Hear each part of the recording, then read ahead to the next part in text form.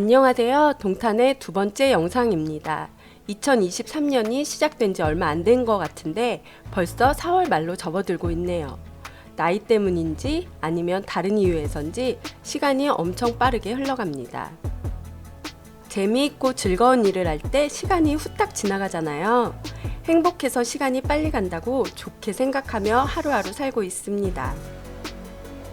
저희 채널을 방문하시는 분들은 대부분 돈과 자산에 관심이 많으실 거라 생각해서 이번 영상에선 저희가 자영업을 하면서 느끼고 경험하면서 배운 이야기를 먼저 해볼까 해요. 저희가 처음 자영업을 시작할 때는 열심히만 하면 잘 될 거야 라는 막연한 자신감만 가지고 있었습니다. 저희뿐 아니라 모든 사람이 그렇지 않을까요? 이 막연함이라는 것이 얼마나 큰 시련을 불러오는지 몰랐던 시기였죠. 저희를 포함한 거의 대부분의 분들이 자영업은 물론이고 주식 투자나 부동산 투자를 시작하실 때 사면 오르겠지 라는 이 막연한 희망을 품습니다. 그리고 모든 투자에는 마켓이라는 무시무시한 놈이 존재한다는 걸 저지르고 난 후에 안다는 게 참 안타까운 현실입니다. 저희도 적지 않은 돈을 자영업에 투자를 하게 되죠. 단지 현금 흐름을 늘려야 한다는 이유였습니다. 전 영상에서 옳지만 옳지 않다는 말이 이런 경우입니다. 현금 흐름이 늘어나면 좋지만 우선순위가 아니었던 거죠. 이제 자영업에 대해 조금 디테일하게 이야기를 해보겠습니다. 여러분들도 대부분 권리금이라는 말을 아실 겁니다. 자영업의 처음 오해의 시작이 이 권리금이라는 놈에서 시작됩니다. A라는 사람이 자영업을 시작하면서 1억이라는 돈을 투자합니다. 그리고 다달이 순이익을 500만원씩 벌어간다고 가정해 보겠습니다. 열심히 해야지란 마음에 알바도 없이 일을 하게 되죠. 그럼 1년에 6천만원 정도를 벌어가고 생활비와 이것저것 소비를 하다 보니 저축이 쉽지 않았다고 가정해 보겠습니다. 그러다가 힘들어서 가게를 내놓게 됩니다. 그럼 여기서 발생하는 게 권리금이라는 놈입니다. 투자금 1억, 다달이 500만원 이익. 권리금은 얼마를 받아야 할까요? 여기서 마켓이 등장합니다. 시장에서 자영업은 대부분 2년 영업이익을 권리금으로 잡는다고 합니다. 혹시 시설이 좀 들어가는 업종은 시설 노후화가 있어서 1년 6개월로 줄어들게 되죠. 이 A라는 사람은 2년 동안 매장에서 벌 수 있는 돈이 1억 2천입니다. 그런데 인건비 책정이 빠졌네요. 본인의 인건비로 따져야 하는 거죠. 3천이 인건비라고 가정한다면 권리금이 9천만 원이 됩니다. 이 금액이 바로 이 매장의 시가총액입니다. 금액에 대한 예시를 엄청 유하게 잡아서 이 정도지 현실은 훨씬 냉혹합니다. 그리고 시간이 흐를수록 시설이 노후화가 된다는 점도 알아야 합니다. 자영업이라는 것이 어렵다는 이야기는 당연한 것이고 투자와 연관지어 생각해보면 열심히 일을 했는데 2년 후 원금이 줄었습니다. 저희가 투자를 시작할 때 절대로 소중한 내 돈을 잃지 말아야겠다고 다짐했는데 전혀 다른 방향으로 움직이고 있었습니다. 투자 공부를 하면서 알게 된 사실은 매장을 운영하면서 2년 안에는 처음 들어간 투자 비용을 뽑아서 원금을 만들어야 하고 혹시 2년 후에 매장을 정리한다면 권리금이 우리가 2년 동안 벌어들인 총 수익이구나 라는 것입니다. 바닥에 깔고 앉는 비용이 많으면 많을수록 투자 비용, 즉 원금을 회수하는 게 힘들다는 것이에요.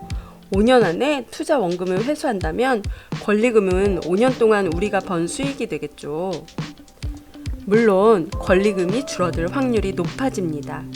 그런데 주식 투자 공부를 하다 보니 몇 년 안에 시총만큼 돈을 벌고 있는 기업들이 많이 있다는 걸 알게 되었고 이익이 유지된다면 기업의 가격이 현재 싸게 책정되어 있다는 걸 알 수 있었습니다.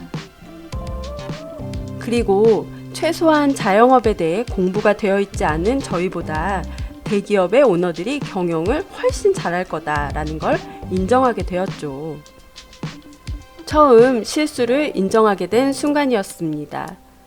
대기업 오너들이 운영하는 기업에 투자할 때도 이렇게 공부하고 따져보고 조심해서 투자를 하는데 나한테 이 큰 돈을 투자할 때는 너무 나의 능력에 관대했구나. 너무 객관적이지 못했다는 걸 알게 되었습니다. 다행히도 손절을 결정할 매장은 아니어서 지금은 확실히 엑시트할 계획을 세우고 꾸준히 운영을 하면서 현금 흐름을 만들고 있습니다. 저희가 가장 잘할 수 있는 일이 꾸준히 열심히 하는 거라 생각하니까요. 물론 부동산 투자 쪽으로도 많은 걸 알게 된 시간이었습니다. 상가에 관련된 것은 물론이고 건물 가격 책정과 월세와의 관계, 입지의 중요성 등 현실에 닥치니 살기 위해선 다 배우게 되더라고요. 현재도 겸허하게 마켓을 받아들이면서 회사 생활과 매장 운영을 하면서 꾸준히 투자를 하고 있답니다. 자, 그럼 이제 동탄 이야기를 마무리 지어 볼까요? 저희 이야기를 하면서 나왔던 영상은 동탄역과 롯데백화점이 위치한 곳입니다. 그래도 이동탄 대장이라고 불리는 롯데캐슬이 위치한 곳이지요. 여러분은 이 영상을 보시면서 어떤 느낌을 받으셨는지 궁금합니다. 너무 저희 이야기에 집중하시느라 기억이 나지 않으시면 스크롤을 앞쪽으로 돌리셔서 다시 한번 봐주셔도 감사하겠습니다. 저희가 지난 영상에서 동탄은 장점도 많지만 아쉬운 점도 있다고 말씀드린 이유가 일단 아무래도 지하철의 유무입니다.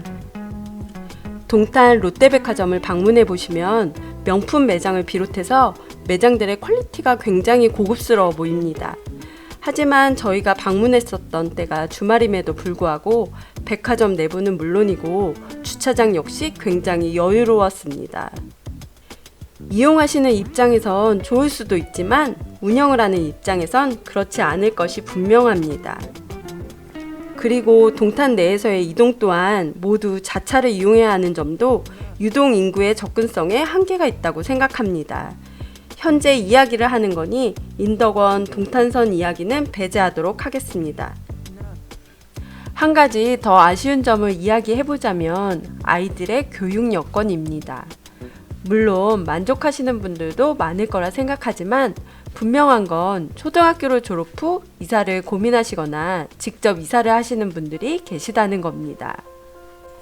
저희와 마찬가지로 수지 쪽으로 가시는 분들과 영통 쪽으로 가시는 분들도 계시고 아예 분당이나 서울로 진입하시는 분들도 계시다는 건 그 지역에 살아보면 알 수 있는 사실입니다. 저희는 투자를 할 때 이런 사실들에 대해서는 언제나 객관적이고 유연하게 대응하려고 노력한답니다. 저희가 동탄을 두 번째 실거주 후보지로 보고 있으면서도 현재 아쉬운 부분이 있다는 내용을 말씀드린다는 점 알아주시고 앞서 말씀드렸듯이 충분히 매력이 있는 지역이라고 생각합니다. 동탄을 투자의 관점에서 보다는 실거주 위주로 보고 있는 이유는 동탄을 비롯한 대부분의 2기 신도시가 이제는 완성된 모습을 보여주고 있기 때문에 저희가 생각하는 부동산 투자라는 부분과는 다르기 때문입니다. 나중에 저희 기준의 부동산 투자와 실거주의 차이점에 대해서도 말씀드려 보겠습니다. 동탄역 영상 다음에 이어지는 부분이 1동탄 예당마을에서 북광장, 메타폴리스를 지나서 남광장으로 이어지는 탐방 영상입니다. 1동탄의 경우에는 이젠 많이 안정되었다는 느낌을 받았습니다. 그리고 저희가 거주할 때와는 다르게 상권의 중심이 좀 변했다는 게 보였습니다. 물론 시간이 흘러 당연한 얘기지만 아파트 단지와 길거리의 나무들도 많이 자라서 예뻐진 만큼 건물의 노후화도 느껴졌습니다. 여기까지 동탄 탐방의 이야기를 마무리 짓고 다음 주엔 새로운 지역 탐방 영상으로 찾아뵙겠습니다. 감사합니다. 여러분의 구독과 좋아요로 대동여 지도가 완성됩니다. The past is where it stays.